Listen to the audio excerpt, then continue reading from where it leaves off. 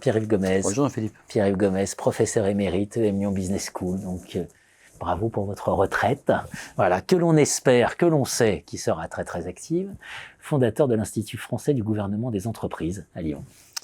Et Pierre-Yves Gomez, justement j'évoque le gouvernement des entreprises, un sujet qui obsède la littérature en gouvernance, c'est la financiarisation des stratégies. J'ai envie de vous poser la question avec le recul. La financiarisation, c'est une période dont on peut espérer sortir un jour, ou finalement c'est fondamentalement une condition d'existence du capitalisme? Petite question, 4 minutes pour répondre.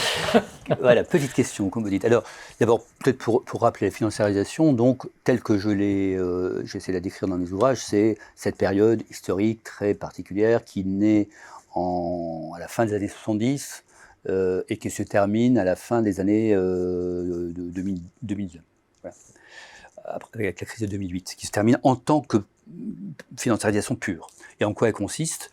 C'est la prééminence de la finance sur le capital technique et sur, évidemment, le capital humain, si tant est qu'on aime cette expression que je n'aime pas, en tout cas sur le travail.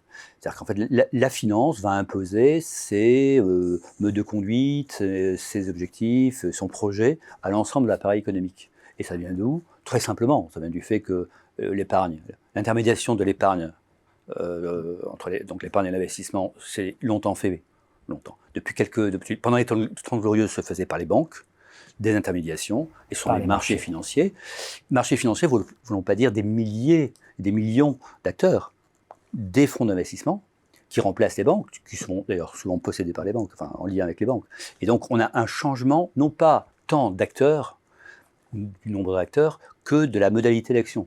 Les banques avaient une vocation de service public parce qu'elles sont aussi moyens de paiement. Les opérateurs de marché, donc les fonds d'investissement, eux, n'ont pour mission que de valoriser l'épargne des ménages ou l'épargne qui leur est confiée.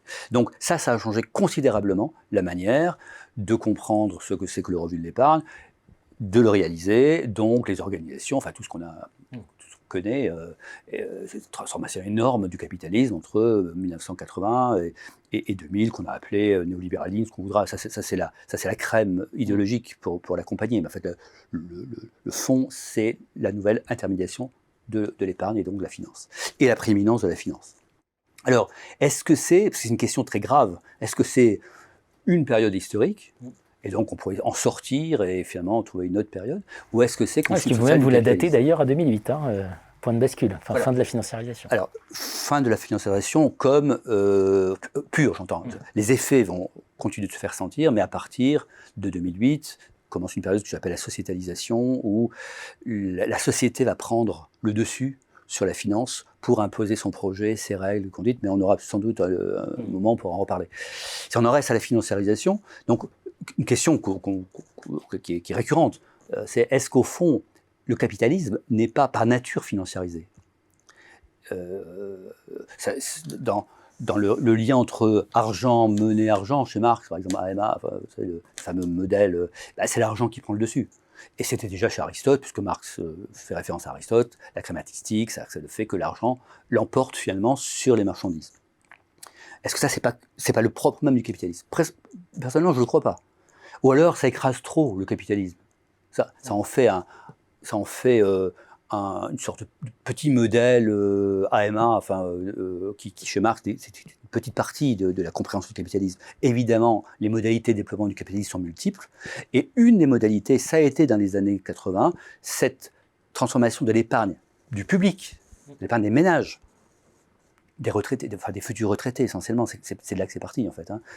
Des millions de retraités qui alimentent un marché financier qui lui-même alimente que quelques milliers d'entreprises, ça met en place une modalité du capitalisme qui est très originale. Donc que je ne comparerai pas de manière très globale à la crématistique et au fait que l'argent est important dans le système capitaliste, certes. Mais une chose est de dire ça, très générique, une autre chose est de comprendre comment à une certaine époque, la financiarisation a conduit à une globalisation de la finance, donc une globalisation de l'appareil productif, de la production, de la consommation. Et ça, on ne peut le comprendre que dans cette période historique-là.